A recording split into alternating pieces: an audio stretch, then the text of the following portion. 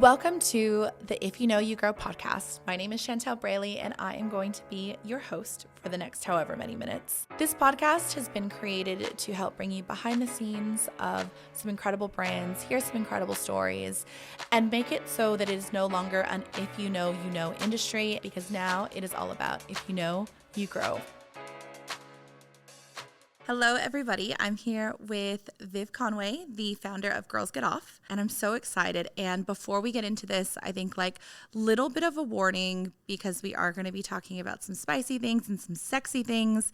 And I think if you listen to me, then you should be totally okay with that already. But I'd rather warn you than you be surprised. If any family members are listening to this, you probably won't be surprised. But I'm going to introduce you actually the way that I think I introduced you a couple weeks ago at an event that we were at. And I said that Viv's been responsible for more orgasms in my life than anybody else. So I would love for you to tell people more about yourself, Viv, and introduce yourself further than I just have. Yeah, of course. So I am Viv, originally from New Zealand, as someone pointed out today, and we've had the business Girls Get Off for 4.5 years now. I've been in Sydney for 3.5 of those years.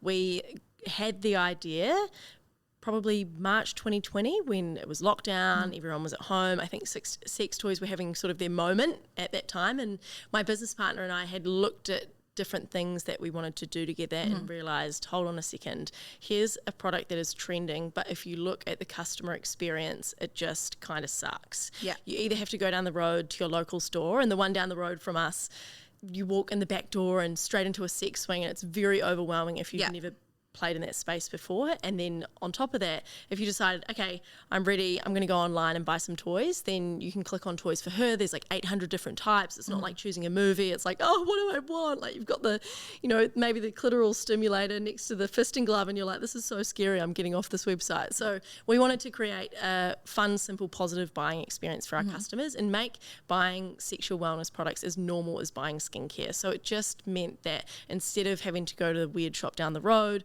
or instead of having to go online and getting freaked out, it was the way that you found out about the products wasn't from some viral review or something shocking. Yeah. It was influencers online. It was, your friends talking about it openly, or sharing some funny content, and sharing some funny content that starts a conversation either with your friends, with your partner, and just kind of taking away all those uncomfortable feelings that people often associate with the topic. So it's been a wild ride. We've certainly got our own fair share of challenges compared to the next e-commerce business in terms of what we're allowed to advertise with and so on and so forth. But I mean, in saying that, it also means that, there's pros and cons to everything.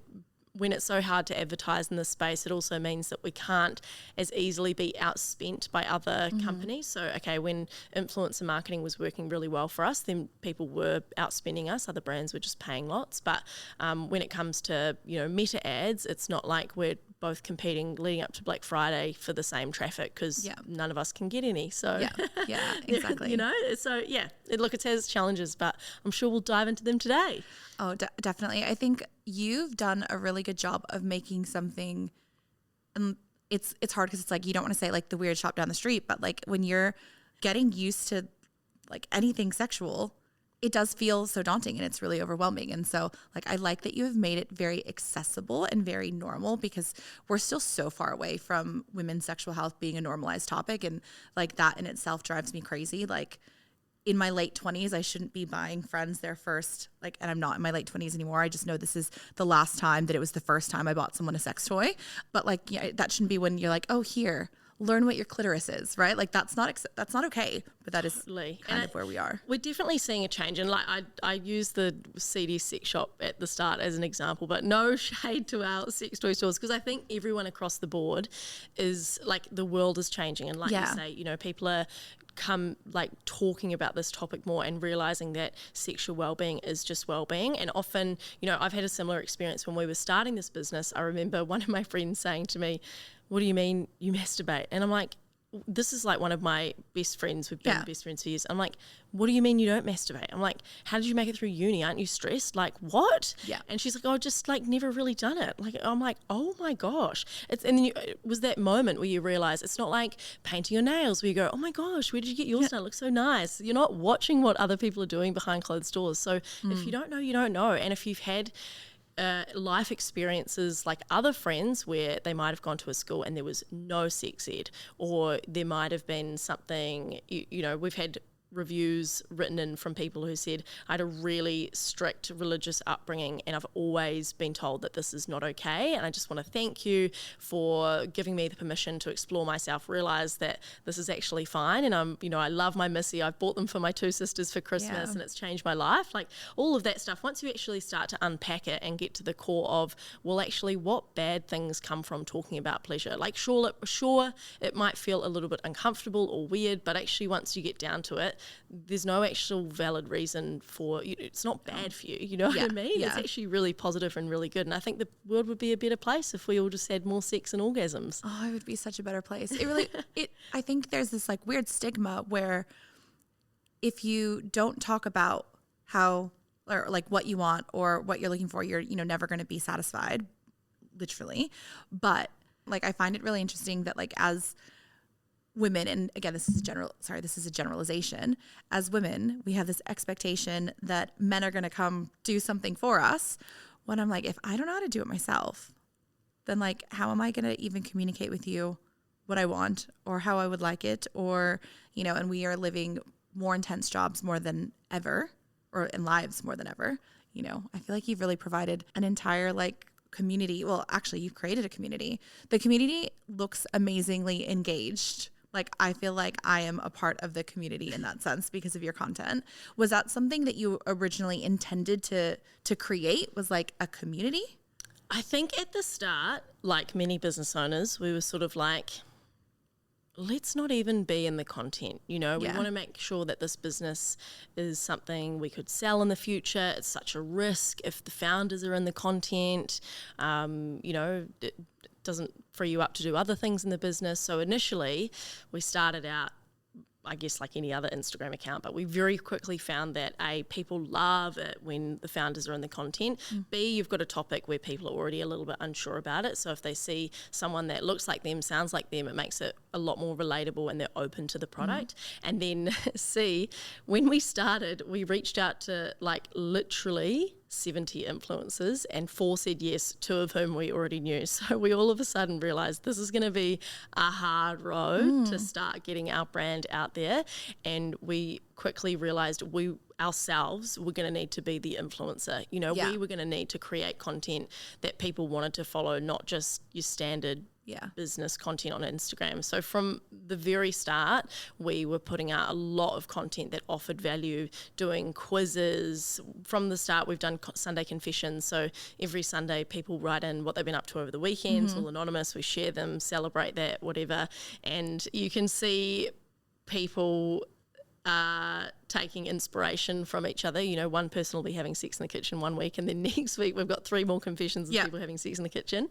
And so, it's like that community vibe has been there from the start, and maybe it wasn't initially intentional, but that is actually what makes Girls Get Off what it is. And as the business has grown, we've lent into it more and more because we realised that we're up against these big dogs who've been in the industry for over 20 years. So the things that we can double down on are us as founders, because a lot of sex toy stores are actually not owned by women, and we're serving women, so we want to double down on that. And then on top of that, we because we're so in the content, no other brands are really doing that at the moment. So you've got to play to your strengths, Yeah. And I think that's like people will be more willing to be vulnerable because of the fact that they understand who's behind it. What were you doing before this? I realized I should ask, like, what prepped you to do this? Because this is, I think about founder-led content or just being in content in general, and it's tough. Oh, yeah. So like being vulnerable is general, and then being vulnerable about sexual health would have to be like a whole new thing to learn. Like what were you doing? Before this, I had a social media agency. Okay. So I was running accounts for people and we were doing all of that before. And that was just maybe for like a year and a half. Yeah. Before that, probably not even that long. And before that, I had an Instagram specific agency with a friend. And so I hadn't even had time to rebrand into my own agency, before Girls Get Off overlapped and I sold that list of clients. And we had Instagram before that. And then before that, I had like an activewear business at uni, like e-commerce. So okay, it's been a lot of different random things. But when we had Ace the Gram, I had to be like forced to be in content. I think Tash would still say that she would be scarred from trying to get me to podcasts for starters. We did heaps of podcast episodes. It would not have happened if it hadn't been for her being so consistent and, keeping me in check. And then in terms of content, we would do different things on Instagram. And it's just... So you kind of built that, muscle. And I think when any founder is apprehensive towards creating content, I always say I have never met a founder who has thought, can't wait to create some content. The only founders I've known who've been super enthusiastic and like, yeah, let's go about creating content are the ones who are influencers first and then they have the business, Yeah. So I think for me, like coming from me who like literally hated the idea of putting yourself out there, you've got to get over the hump of what are people going to think and you've got to keep going and you will suck for a long time. And I've had that full experience. So people see what it is on Instagram now and I'm like, well, I've been practicing that since 2017, so it's been a long time. And then same with my business partner Jo. She will be the first to say she's very introverted and being on camera doesn't come naturally to her, so I will often be on the page more than her so that she can focus on other areas of the business. But even her with her e-commerce brand before Girls Get Off, I remember thinking, who is behind this brand? Living in a small town, you kind of know who everyone is. And it was so strange that there was this big growing online cookie business that you had no idea who the person is, because you would often sort of figure it out or someone would know someone. But I reckon she'd posted a face to camera story maybe twice in the whole lifetime of that business. So it's been a huge jump for her as well. Yeah. I think once you commit to it and then start to see the results, that is then what will be the addictive part to get you to keep going. But it's just that initial phase of like hating it, figuring it out, feeling like it's not working, and then finding a groove until it all feels like the pieces are coming together. That makes a lot of sense. And I think I was sitting here thinking, how are you so good at all of this? What have you done before? Because something would have had to prime you. But being in I guess the ecosystem would have been helpful. But then you've chosen something so difficult. Did you anticipate some of the problems? And like when I say difficult, it's because I anecdotally know a lot of the things that Viv has gone through, and I'd love for you to share them. But like, doing activewear, doing socials, like it would have been like, yep, cool, this business is going to be not easy, but like we've got this. And then you've hit roadblocks on quite a few things. So what was that like? What happened? We definitely didn't realize how challenging it was going to be. I think it's just that classic naivety of starting something new. You think, oh yeah, we'll do this. And then you get started. Only 4 influencers say yes, and you go, oh, this is going to be way bigger than I thought. I can see that now, because I remember when you reached out to me to gift me Lulu, you were like, you don't have to post anything. I just really want to do this for you. And I was thinking like, well, that I'm like already loud and out there. And like, I love that we're friends and that you're doing this for me. I appreciate it. But I'm like, for that to have to be the caveat of like, you don't worry, no pressure. Yeah, I don't want anyone to ever feel obliged if I'm sending them stuff, because I genuinely want to. We always, send things to people who we want to support. Yeah. And I've got to be very clear, because I don't want people to feel like, they've got this, what's it called, this burden that I'm going to disappoint someone if I don't post. And like, look, we've had people who've been, you just never know someone's situation. We've had people say, oh, I love your brand, I tell everyone about it, but my husband's family is super conservative, so I just can't post about it on my Instagram. So, I mean, that's been a huge thing for us. With that said, once we started getting a few of the larger influencers, it was almost like a snowball effect, and so that did help a lot. On the flip side to that, if we did have an influencer who was willing to post, then sometimes, because I guess like anything, if someone will say, they could have 40,000 followers, and if they say, this gave me the best orgasm of my life, so many sales. If someone with 400,000 followers just says, this toy's waterproof, it's got 10 different settings, like there's just no emotional benefit sort of something happening there, and just like nothing will happen. So, I mean, there's been that side of it. There's also been the things like the account suspensions and shutdowns. We lost our TikTok account the other day. But like, oh well, I'm more focused on Instagram. That's always scary when that one gets suspended, and like touch wood, it'll never happen again, but that's always a risk. There's obviously the Meta thing, which is really challenging, and it's just not been a thing for us. We've focused on organic content, and and then there's just other things, right? Like last year, we tried to just open a new bank account, and we got all the way through the system. My business partner's on the phone to them, doing emails, and then it comes back saying, we've rejected your application due to the nature of your business. And we're like, for God's sakes, we just want to open a bank account with a different bank. Yeah. And we with that said, is like admin heavy as that is, we always know there's going to be a solution. But if we do find ourselves in the position of a bit of a roadblock, sometimes those things can be turned into PR opportunities, which we're a big fan of. So, there's always a silver lining. Strategic with what you want to talk about. But it's so weird that a bank wouldn't allow it because, like, one, it's a revenue stream. Like, it's literally a revenue stream for them. I know. Like, come on, let me help you. I've had that happen with PayPal before. Like at Petal and Pup, you're dealing with like 20,000 SKUs, so you just start thinking of names. And there was a period where the girls were like specifically naming things from Syria by accident, and so it would get flagged by PayPal, and then all of a sudden we'd have like 50 orders get stopped, and we're like, what has happened? And it's just because like they are just Googling like city names with this letter, and then it would just all be somewhere that PayPal, like there was a period where PayPal wasn't allowing anything that had references to Cuba, and PayPal's just picking up their sandals, but they were picking up that something was being sent to Cuba, so it got flagged and embargoed, and it just, like, it's the things that you have to deal with that you don't think you're going to have to deal with. I know. It's just like, can I just do my job sometimes? But, that is part of our jobs. That's okay. You know, these things happen. When talking about collabs, who is the, I guess, biggest person that's like posted about your brand where, you were just so, maybe they weren't the biggest revenue thing, but you were just like so excited. Someone who's like really making waves either in the sexual well-being space or just in general. You're like, I can't believe they posted about our products. Oh, I hope I don't offend anyone, because I'm trying to think about who has posted over the years. I mean, I think the biggest exciting moment was when we had Simone Anderson from New Zealand post about us. So she was one of the 4 who said and yes. she's got like a cult following awesome. as well. Cult following. Such I'm sure a cult working following. In fashion, you would have worked with her before.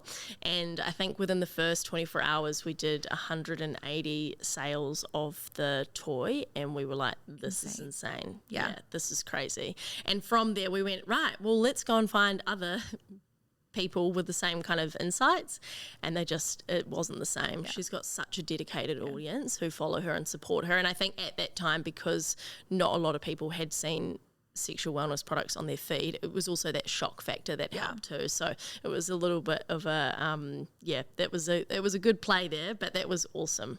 Yeah, I think that's the thing. Like it has to be that person who's selling the emotion and they're selling the story.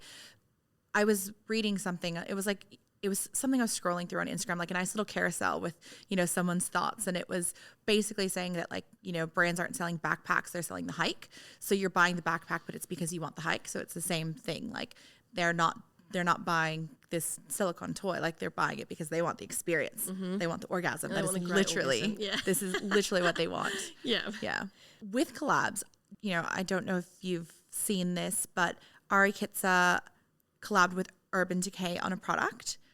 Did you notice that? Did you see any of that discourse on LinkedIn? I'm just wondering if that would have hit your algorithm. Oh my gosh, I did not see it on LinkedIn. I'm always trying to get amongst the LinkedIn. I'll go back and tag you because I had opinions. I had opinions about that. Oh, please. Yeah, people were from it. And it's funny because like maybe you can share the general social side if you saw it, but from a LinkedIn side, someone was like, I can't believe that this brand is working with, someone who is a sex worker. This is horrible. And I'm like, Urban Decay literally has so many products. I'm now thinking of an ours product, but I'm like, I have a blush called Deep Throat, and I have an eyeshadow that's called Disco Cowboy. Is not really that bad, but let's be honest, it's a drug reference, right? So Perversion, that's their mascara, right? Like never has this company been G-rated ever. So why are we surprised that we're literally appealing to the demographic that is that brand. Like I went through on LinkedIn and I was like literally naming the products because I Googled it so that I could get more references. But I'm like, I actually think that they nailed their demographic because they understand the people who are purchasing their products. And also she's such a hot like makeup queen. Like that is, if you're a color brand, like you want to be on her face. She's amazing. Yeah. But what did you like see on that on social? Yeah, I mean, so Ari Kitsa, really hope they're saying that properly. Ari Kitsa, or Kitsia, well, so she's one of the biggest OnlyFans creators at the moment, right? And she's only 20, she's in her early 20s, perhaps, dating young gravy. And so she must have over 1 million followers now on Instagram. I think she's got like a couple million. She's one of my favorite creators. I love her. One of the first people to talk about her experiences on her OnlyFans. She also does a really good job of being very open about the pros, the cons, because she's so influential. I think we saw that in Australia with Anna Paul, people really seeing her and her being like an incredible influencer and having collaborations with the likes of High Smile. So people often have the narrative that, well, this is really dangerous because what if you're encouraging younger people into, creating content, whatever. But I think that it's so smart from them. That's so I didn't even know that about Urban Decay, that they have those names. But I think that given the fuss it is also kicked up, just like us getting press for getting our bank account declined, if they not only do the collaboration with someone who's so influential, but then they get all the news articles for free and the LinkedIn discourse all for free, I think that's incredible. Like, that's such a good pairing. Yeah, it's just smart. Like, you do something different, you do something that's disruptive. And when you think about like removing paid channels in the way that, you can't use them, and theoretically, yes, she could be like sparking all of her ads, and I'm sure she's got a way that she's increasing her reach. But like from Urban Decay's side, like it would be so hard for them to get cut through. Like, do something that's disruptive, and talk about something different, get exposure and reach through something. And like you say, the people who are upset about it are not the target audience of Urban Decay. Then the people who are upset about it, probably on LinkedIn, that's pretty on brand.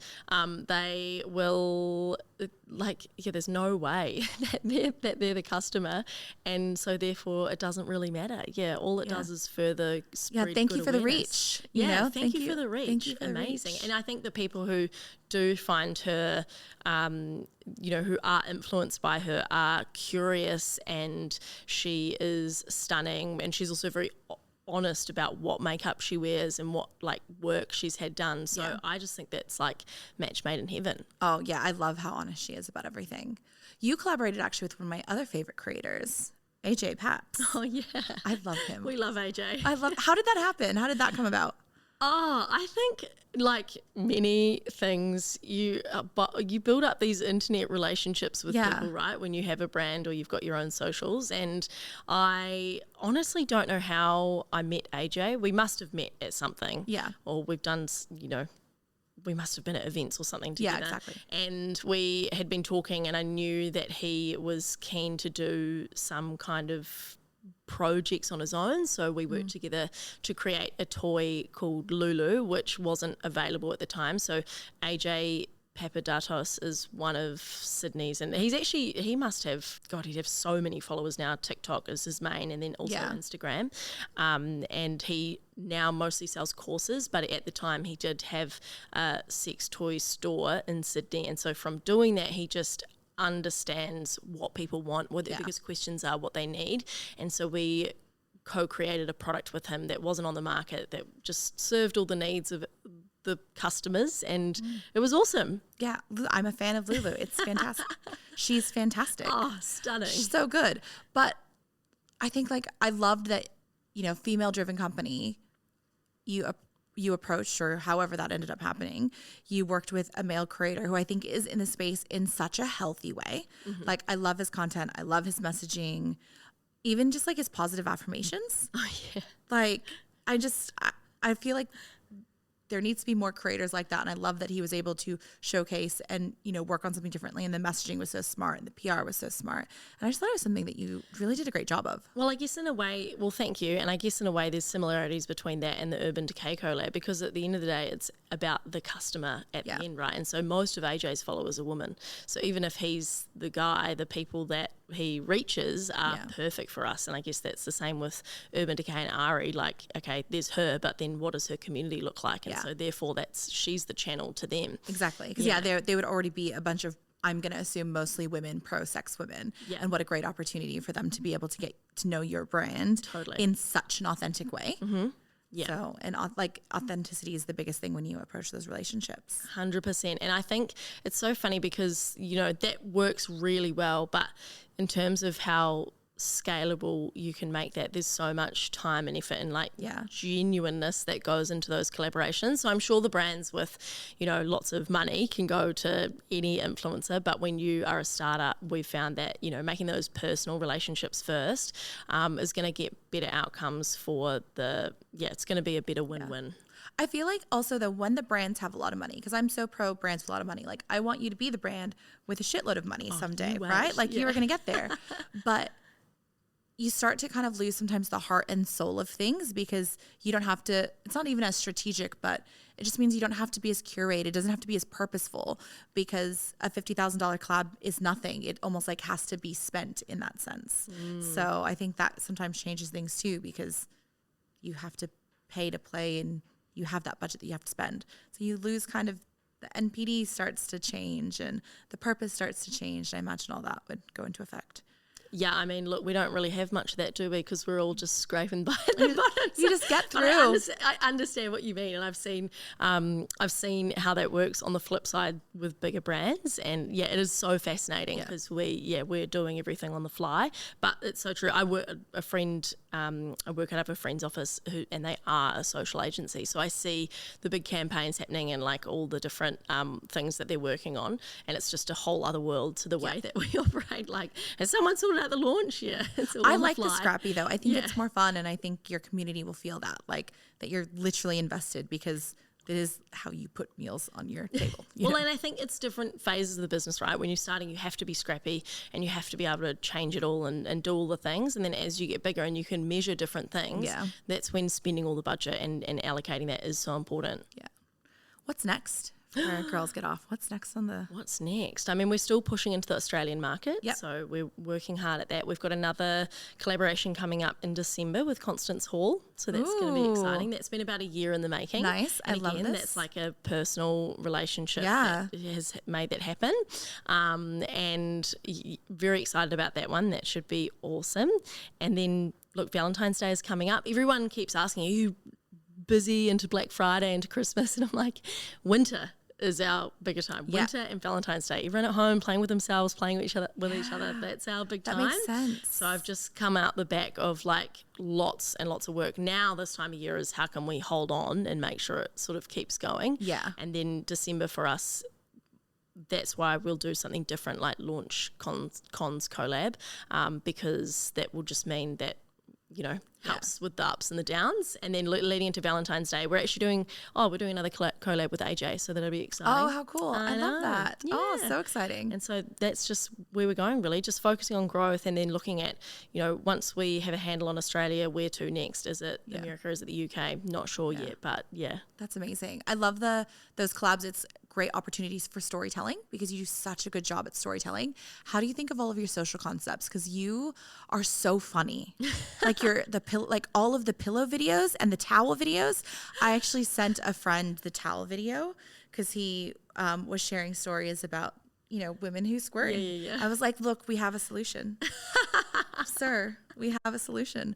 So. Oh, thank you. Because like the social content has just evolved so much over the years. We used to put a lot of time into doing big skits. And then I think the main thing with social media is just keeping a hold of what's working and what's not, because it just goes in such big cycles. You know, you'll start doing something, everyone will copy, and then you've got to change it up. So you keep things fresh. So, I mean, in terms of the ideas, one of the biggest things that has been helpful for me is having my editor, Nikki, come to my house once a week. So it's like a deadline, and she will arrive and I need to have everything planned before she gets there, which means I'm normally planning it 2 hours beforehand. Yeah, fantastic. And we are just scrambling. So because we focus so much on organic, we're trying to do 2 reels a day. And then we've also now, we were doing a lot of tips content. I found that honestly, I think you're just desperate, honestly, just desperate for content. You're like, what can I make now? And there was one time when I thought I'd do different like hand job techniques. So I'm on YouTube looking up different techniques and did them on like a bottle, and that started going really well. And so we started doing lots of tips content,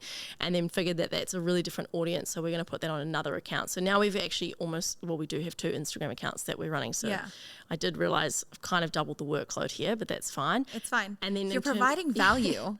And then in terms of ideas, I mean, we just try and, like you say, provide value. At the end of the day, you want eyeballs on your brand. So and I like to say that no one cares what you have to say, so you're going to have to try really hard to make them care, particularly at a time like Black Friday, when everyone is competing for attention and just like upping their volume. So look, I think one of the things I do is look at, all right, what went well last week, what went well in the last month, what have we got coming up? Is there launches that I need to, are we overstocked in something that I need to sell more of? It's been cool to have products like the Bumpy Cuddles Sex Pillow and the Freak Sheets, because they're so visual, and we've never had a real visual product before.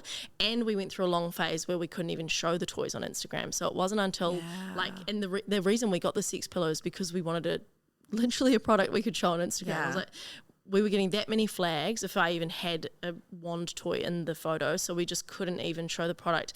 And then once Zuckerberg, maybe like start of the year or maybe late last year, he came out and said they were kind of going to lift some of the restrictions. I was like, yes. People were like, oh no, fake news. I was like, honestly, just give me a few vibrators on screen, I'll take it. And since then, we've been able to bring more of the products in. But honestly, in terms of content, I don't know where it comes from. I actually, if you ask me right now to come up with content, I couldn't tell you. I have to be sitting down and just be like, right, figure it out. You've got a deadline, and then it just comes out, or I just make things up. Working under pressure, just make things up. Like at the moment, we've just launched a vibrating butt plug called Betty, and it's got a remote. And so we decided, let's do a funny video on, showing the range, but how far can we get it? That will make it quite funny if I'm, Nikki's standing up on the deck and then I'm down on the grass way away from that, and I'm taking a point of view from my phone and she's taking one from her phone. So it's just things like that which sort of make it funny and bring the vibes, And it would increase like your engagement, and I think this is why I see your content so much, is because, we live in that like non-engaging world now. People don't always like content anymore, so engagement's dropped, but people do send stuff and they do save stuff. Sends and saves, I feel like, from metrics have gone through the roof, and you have such shareable content because it is so funny and disruptive and like stops the scroll. And I would actually, that's so funny you mentioned that, because there's be times where we get more shares than likes because people are too scared to like our content, and especially if it's a reel, because it shows you. And so the other day as well, a friend had said,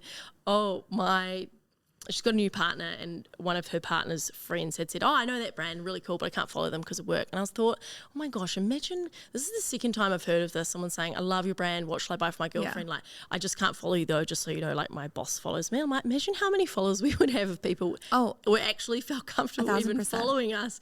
But a lot of the time as well, it's just spending time on Instagram, I think.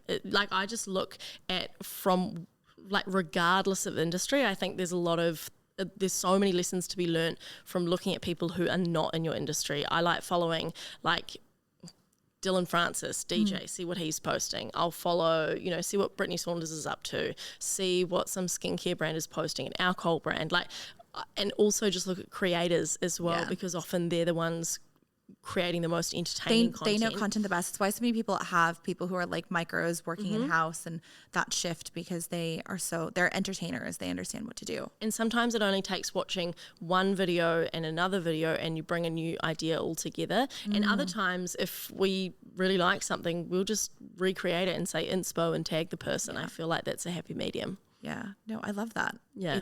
Look, you've got a great account, and I'm a little bit obsessed, clearly. Thank you. So I want to get into, like, before we wrap anything up, I feel like as an expert in this area, I would love to know some like product knowledge. Like, what are people loving? What are the things like, so Viv does have this really interesting feature on the website, which is basically like an infographic, and you can be like, I like this, so I should get this. And I love that. Like, I think it's so user friendly for those who don't want to chat about it. But like, what are people loving? What do people need from Girls Get Off? What do people need? Okay, so if you've never had a toy before, I always recommend one of two toys.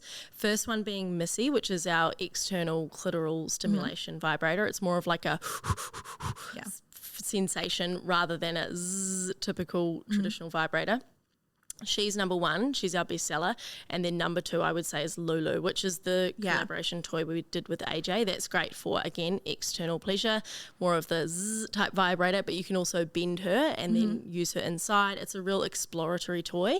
I would say with those and with when it comes to sexual pleasure in general, for context, like less than 18% of women can come from penetration alone. When you posted that stat, I was like, what the fuck? Why do we not talk about this more? No, so because a lot of people, we're not watching other people have sex. We don't know what's right. Often we've seen, because, you know, we might get taught about disease, anatomy,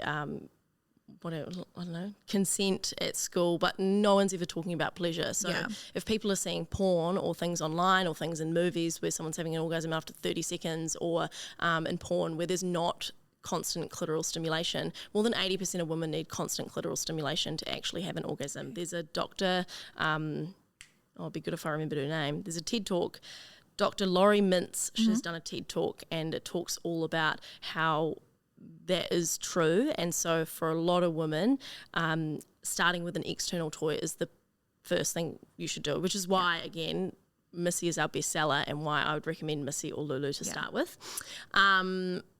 Plus, both of those toys you can easily use with a partner as well. So it's best of both worlds, I love this. And then on top of that, I think, do you know what? I reckon the most underrated product we have is the Freak Sheet.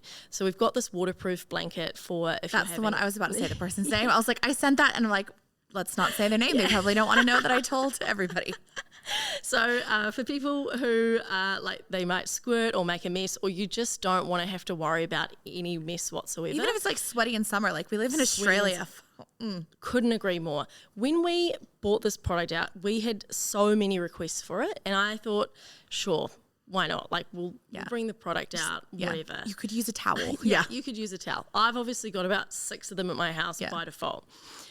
I would never have bought one, and after using it, I would never go back. If ever I'm having sex or whatever, the Freak Sheet goes down. Even my friend who was having someone over, I said, you need to borrow one of these Freak Sheets. He said no. He'd just changed all his linen, and I said, how did it go? And he's like, he jizzed over to my shoulder onto my clean duvet. I'm never not using a Freak Sheet again. And so now we're both just sold on always having a Freak Sheet. Sweatiness in summer, you just never have to worry about it. It is a game changer. In my brain, I'm like, when I fake tan, can I just lay on a Freak Sheet? I know, and a lot of our audience is like, I haven't even had sex on it yet, but I'm just using it for my kid who's got like a stomach bug. Multi-purpose though. Multi-purpose. We need multi-purpose products in this economy. Kids, everything. Yeah, but I love it. Honestly, just they sound so dramatic, but they're honestly a game changer. So, and obviously the Bumpy Cuddles pillow as well. That is just my favourite in terms of getting the angle right. So if you're someone who's ever put pillows under your butt during missionary sex to try and get the angle a little bit better, Bumpy Cuddles just is that, but 10 times better. Just keeps it right. I've watched you do the comparison of like the Temu version versus yours, and I was I could see the support. It's different. Yeah, that's a whole other thing. We started getting lots of knockoffs, and I couldn't work out why things weren't quite right, and then realized we had all these Amazon knockoffs. They're using my pictures. I'm like, that's my butt, that's my face. And so people were buying the wrong ones. They said it doesn't even work. I'm like, oh no, they've bought the wrong one. Like they've bought a memory foam, which just like, you may as well use a normal pillow. It'd be better than a memory foam thing that just like goes flat. So for everyone that just learned a little bit about the product knowledge, Viv has been so generous to actually gift us a Missy to give away. So there will be instructions on social media, and I'm going to make it a little bit playful, so it's going to be a bit fun. So if you are listening to this, you'll understand the purpose. Without the context, it might not make as much sense. So jump on If You Know You Grow's social. That's so much more sexual now because I've just... As if I don't already have far too much sexual humor in my life. But if you jump on the Instagram, there will be more details, and I will make sure that it goes live after this episode is ready to air. So Viv, thank you so much for joining us today. I really appreciate it. Thank you so much for having me. My pleasure. Yeah, that was one thing. I'm like, do we make people comment pleasure? Like, what do we do? And if this has been an episode where you're like, wow, this is something that I wouldn't normally listen to, like, I encourage you as a woman who really thinks that everybody needs more orgasms in their life, like, go on Girls Get Off, check out all of the great tips that Viv is sharing. It's important to know what you want in life. And I think that's like in every aspect of life. And I think good sexual health helps your confidence. Totally, 100%. And nothing bad comes from talking about sex and getting off more. It actually really doesn't. You will be happier. I'm sure there's something scientific about like cortisol levels here or something. Probably. There definitely would be. Thank you so much. Thank you.